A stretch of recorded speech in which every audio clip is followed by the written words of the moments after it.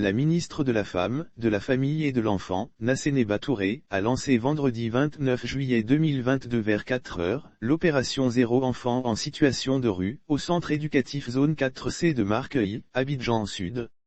Cette action est pilotée par le Programme pour la protection des enfants et adolescents vulnérables, PPIA, du ministère de la Femme, de la Famille et de l'Enfant, MFFE, avec l'appui de la sous-direction de la lutte contre le trafic d'enfants et de la délinquance juvénile de la police criminelle, rapporte une note d'information du MFFE transmise à l'AIP.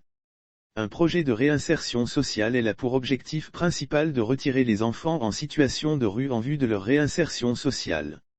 Cette fois-ci, 4 sites ont été visités, à savoir Cocody Angré Terminus 81-82, Carrefour Bluetooth, Carrefour Arafat ainsi que Milmaki, à Marqueuil.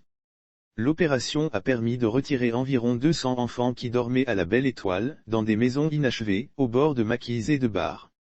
Ces enfants sont vulnérables, la rue n'est pas leur place pour vivre. Présente sur le terrain, Nassénéba Touré a noté que 99% de ces enfants attendaient ce moment car ils voulaient juste une main tendue. Ces enfants sont vulnérables, la rue n'est pas leur place pour vivre, la sécurité de ces enfants se trouve dans leur famille, a poursuivi la ministre.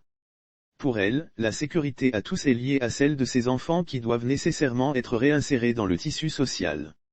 Lire aussi remise de kits scolaires, Abobo ne veut plus voir ses enfants dans la rue Candia Camara. Extrait de la rue, ces enfants ont été aussitôt accueillis au centre éducatif zone 4C.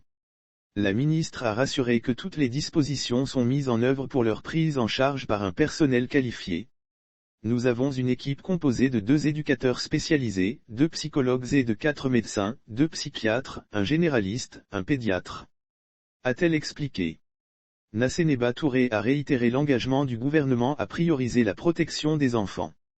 Parmi ces enfants, certains seront scolarisés, formés à des métiers d'apprentissage, d'autres rejoindront leur famille, et pour certains, ils seront débarrassés de l'utilisation des produits nuisibles, a-t-elle confié, tout en invitant les populations à rapporter, par appel gratuit au 116 et 1003 à 108, tous les enfants en situation de rue.